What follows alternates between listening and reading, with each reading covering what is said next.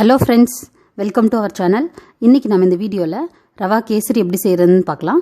இது வந்து சிம்பிளான ரெசிபி தான், எல்லாருக்கும் தெரிஞ்சது தான். ஆனா இந்த ரெசிபியை நீங்க இப்படி ட்ரை பண்ணி பாருங்க, கண்டிப்பா எல்லாருக்குமே பிடிக்கும். இந்த ரெசிபி பார்க்கறதுக்கு முன்னாடி ஒரு சின்ன டிப். சக்கரை பொங்கல் எப்படி செய்யறதுன்னு ஆல்ரெடி நம்ம சேனல்ல வீடியோ போட்டிருக்கேன். இங்க லிங்க்கும் கொடுத்திருக்கேன், நீங்க ட்ரை பண்ணி பாருங்க. நீங்க சக்கரை பொங்கல் செய்யும்போது தண்ணி அதிகமா ஊத்திட்டீங்க அப்படினா நீங்க கொஞ்சமா இந்த ரவை சேர்த்து கலந்தீங்கன்னா உங்களுக்கு தண்ணி வந்து அது அப்சர்வ் பண்ணி உங்களுக்கு பதம் கரெக்டா வந்துரும். உங்களுக்கு டேஸ்ட்ல எந்த மாற்றமும் இருக்காது. இந்த ஒரு சின்ன டிப்ஸோட நம்ம இன்னைக்கு கேசரி எப்படி செய்யறதுன்னு பார்க்கலாம். அதுக்கு முன்னாடி சேனல் நீங்க இன்னும் சப்ஸ்கிரைப் பண்ணாம இருந்தா சப்ஸ்கிரைப் பண்ணிக்கோங்க. பக்கத்துல இருக்கிற பெல் ஐகானையும் பிரஸ் பண்ணிக்கோங்க. வீடியோவை ஸ்கிப் பண்ணாம பாருங்க. வாங்க இதுக்கு தேவையான பொருட்கள் என்னென்னு பார்க்கலாம். 3/4 டம்ளர் ரவை எடுத்திருக்கேன். இதுக்கு தேவையான இனிப்புக்கு நான் இன்னைக்கு வெல்லம் சேர்த்து போகிறேன். நீங்கள் இதே 2 டம்ளர் வெல்லம் எடுத்துக்கோங்க. 3/4 டம்ளர் ரவைக்கு இதே மாதிரி 2 கப் வெல்லம் எடுத்திருக்கேன். நம்ம சர்க்கரை சேர்த்தாமல் இன்னைக்கு வெல்லம் சேர்த்து செய்யலாம். நீங்கள் வெல்லம் சேர்க்கறதுனால நமக்கு உடலுக்கும் ரொம்ப நல்லது. அப்புறம் நம்ம இந்த தேவையில்லாமல் இந்த கலர் வந்து கேசரிக்கு கலர் பொடி அதுவும் சேர்த்த வேண்டியதில்லை. இந்த வெல்லமே உங்களுக்கு கலர் கொடுத்துரும். எல்லோ கலரில் சூப்பராக வந்துடும். இதை கண்டிப்பாக ட்ரை பண்ணி பாருங்கள். இந்த கேசரிக்கு தேவையான அளவு முந்திரி, திராட்சை, ஒரு 2 ஏலக்காயை நல்லா தட்டி வச்சுருக்கேன். இவ்வளோதாங்க இதுக்கு தேவையான பொருட்கள். நம்ம எப்படி செய்கிறதுன்னு பார்க்கலாம். ஃபஸ்ட்டு நான் இந்த ரவையை வெறும் பேனில் வந்து நல்லா ஒரு 2 நிமிஷம் நல்லா வறுத்து எடுத்துக்கிறேன். அப்போ தான் நம்ம ரவை போட்டு கிளறும் போது உங்களுக்கு கட்டி இல்லாமல் நல்லா வரும். இந்த மாதிரி 2 நிமிஷம் வறுத்து எடுத்துக்கோங்க. இந்த எடுத்து வச்சுருக்க வெல்லத்தை நம்ம கரைச்சி எடுத்துக்கலாம்.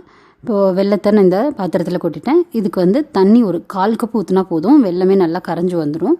இது வந்து நம்ம பதமெல்லாம் எதுவும் தேவையில்லை. நீங்கள் வந்து வெல்லம் நல்லா கரைஞ்சோடையும் நம்ம எடுத்து இதை வந்து வடித்து வச்சுக்கலாம். இப்போ பாருங்கள், இதை நல்லா ஒரு 5 நிமிஷம் கொதிச்சதுன்னா நல்லா இந்த சின்ன சின்ன கட்டியெல்லாம் கரைஞ்சி உங்களுக்கு நல்லா வெல்லம் கரைஞ்சி வந்துடும். இப்போ இதை நம்ம எடுத்து வச்சிடலாம்.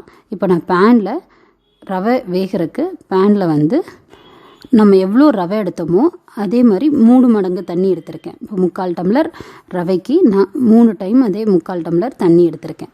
ரவை வந்து நல்லா வெந்துடும். உங்களுக்கு வந்து நல்லா சாஃப்டாகவும் வரணும். அதனால நீங்கள் தண்ணி 3 டம்ளர் அதே அளவு 3 பங்கு தண்ணி சேர்த்துக்கோங்க. இப்போ தண்ணி நல்லா கொதிச்ச உடனே நம்ம இந்த ரவையை போட்டு வறுத்து வச்சுருக்க ரவையை போட்டு கிளறிக்கலாம். இப்போ பாருங்கள், தண்ணி நல்லா கொதிச்சிருச்சு.